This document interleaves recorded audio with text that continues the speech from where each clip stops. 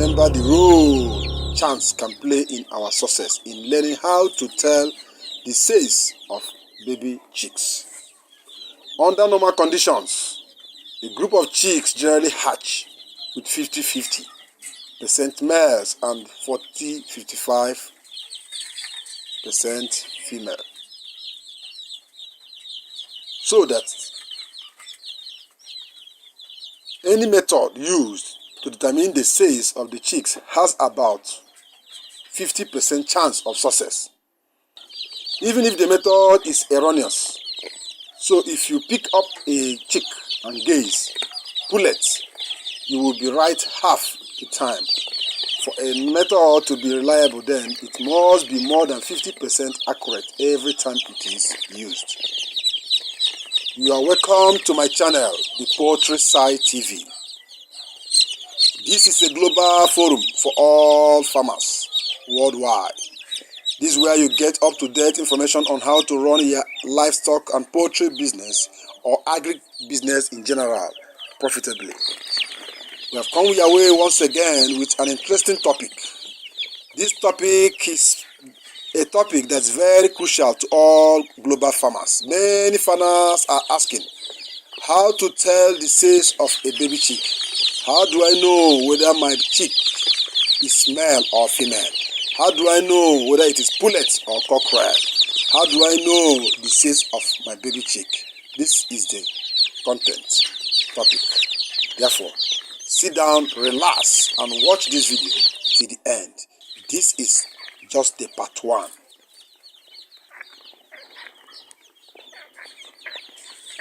The egg method.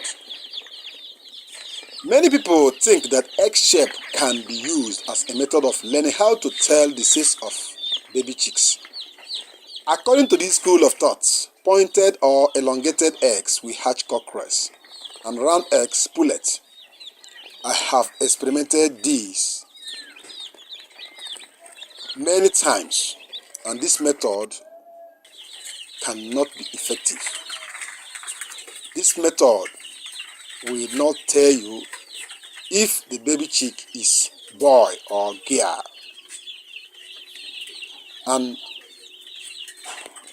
it is scientifically erroneous. And the result reveals that this method is useless, almost useless. Pullets have been hatched from pointed eggs, males from round eggs. If this method had worked, then the poultry industry would have been using this instead of paying for professionals to vent sex of their day-old chicks. So how can someone or some people have positive results? Are they living? Are they lying? Are they guessing? Well, in understanding how this method would have been or would have any support, there is the issue of hen to consider. You see, each hen tends to lay eggs of one shape fairly consistently. Next, we need to understand that in avian species, sex is not determined by the male, but by the female. The hen has the chromosome which lacks information and by which presence determines sex. Where male humans are XY and female humans XX, roosters are ZZ and hens Z0, sometimes written as ZW. So the male is needed to fertilize the egg, but it is the same hen that determines the sex. Also, some hens tend to produce a larger percentage of offspring of one sex, just as in mammals. Some males tend to produce either more daughters or more sons. Add to these all together and you can see that if you have a hen that tends to produce largely daughters and lays round eggs, or produces largely sons and happens to lay pointed eggs, she will prove that egg shape determines sex. Life will be easy for we poultry men if we could know how to size the baby chick by egg shape, but we simply cannot. For the record, chicken egg colors also have no bearing on the sex of the baby chick inside it. So it is completely erroneous to use the egg. Secondly, temperature. My neighbor is a veteran poultry man. He's a farmer, poultry farmer for that, and full of knowledge on all his subjects, poultry. One of the things he pointed out is that incubator temperature affects the percentage of male to female chicks. This is not to say that what will be a male chick can convert to female. Remember, the hen determines the sex. So what seems to be at work here is survival of the embryo. More females at lower temperature, more males at higher temperature. The adjustment is just a half a degree Fahrenheit or up or down. Weather patterns also seem to have an effect on fertility and on male to female percentage in poultry and livestock. This phenomenon has been observed by farmers for countries. In mammals, it seems to have something to do with conditions favorable to male producing versus female producing sperm cells. In avians, the effects are likely influencing body temperature of the hen, possibly affecting which sex she produces, but certainly impacting her ability to maintain the semen in a viable state until fertilization. Temperature is worth further investigation, but do not expect landslide results in using this method or how to seize the baby chick. It may fail at the long run.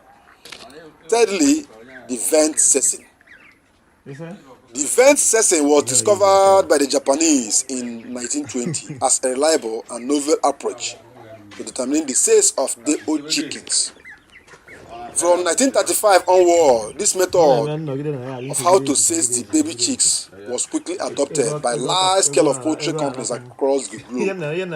It was the first reliable method of determining the size of chicks, and hatcheries use this method even up to today.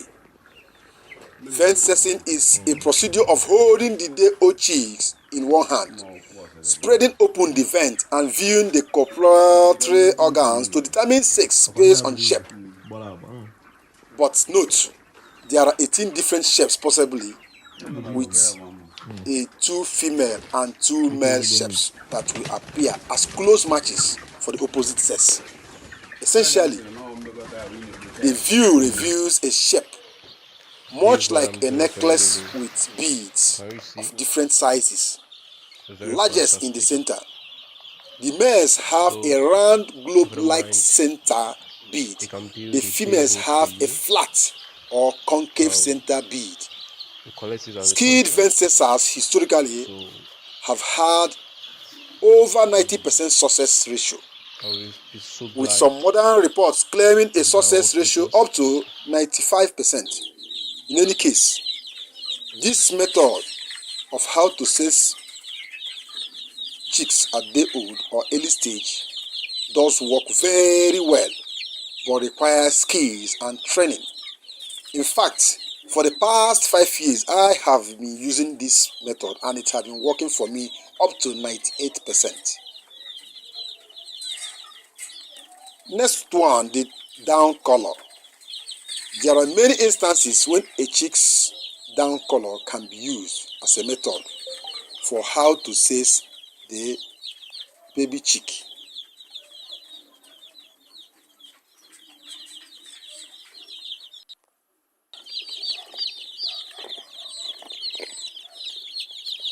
For more than 100 years and possibly more like 1,000 years, poultry men raising chickens with the white type color pattern always believe that the male chicks or the male chicks has thicker colors, while the female chicks have lighter colors.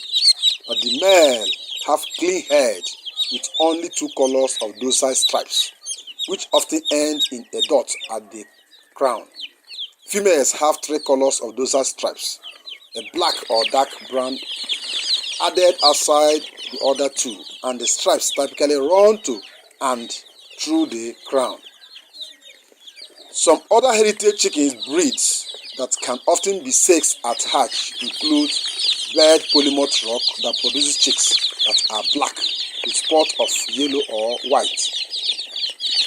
But this method is not reliable. The next method is the feather cessing. It has been found that crossing a fast-feathering breed rooster, a slow-feathering breed hen, will result in chicks in which the pullet will have noticeable better developed wings feathers at birth. This method will give you up to 90 to 95% accuracy. It is also discovered that the male chicks are very slow in developing feathers at the wing side at the early stage of life, while the females develop feathers at the wings faster than the male, and the shape of the female wings curves, while the shape of the male feather at the wing side is in a straight format. They grow at the same or equal length. Another method is the timing method. Time is the big equalizer in determining a chick size. When we first start in poultry, it is hard for us to see the differences in the boys and the gear chickens. But as our experience grows, we can often see the differences by 3 or 4 weeks of age. So what is it that we learn to look for? In heavy breeds, cockerel will tend to feather in a capacity of lower level. Their feathers will grow gradually than that of the pullet, while the pullet will develop feathers quickly. The pullet also will develop the tails very fast, and the tails will grow fast than that of the cockerel. Cockerels also will begin to develop comb at an early age. Even from day old, you start seeing a sign of the comb. Males being distinguishable by 3 to 4 weeks in breed with large single comb, at 6 weeks for males with a pair comb. In breeds in which the plumage colors varies from male to female, males will begin to show their true colors at This is what around I'm doing 6 for weeks a of living. age. Can you By see? 8 weeks of age, males It's of very most breed will fantastic. begin to produce long pointed So, saddle, if you don't mind, hackle and sickle you can feathers. build a day hold for Females you of all breeds tend to have and broad, round you feathers collect it as a in contract. these same sections. So, My Leghorn cockerels even begin crawling between it's 4 so and glad 6 weeks of if you age. can work with us. There are This is differences what I'm in doing for a behavior living. we can Can you notice see? as well. Cockerels It's tend to very be fantastic. generally bolder than pullets. They are So, less likely if you to don't scatter mind, if you clap you can build a suddenly, day hold for or you. whistle, or make sound, Um, or even a dog you bark. collect it as a contract. When startled, So, cockerels will stand erect and give a warning sharp, while females it's are so more glad likely to crouch and if you down can and work remain with us. silent. Female chicks may have wider pubic bones than male chicks, though this is only accurate depending on bloodline and selection for egg production. Males also tend to have larger feet and thicker legs than females. This is a trait I have noticed in the experiences I've had in chicken and poultry production for the past years.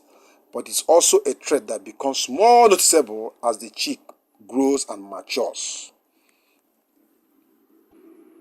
So from all indications, you can see that the comb, the saddles, the spurs, the feather, and the vent cessing are the most accurate way of determining the size of the chick, whether they are male or female, whether they are pullet or cockerel.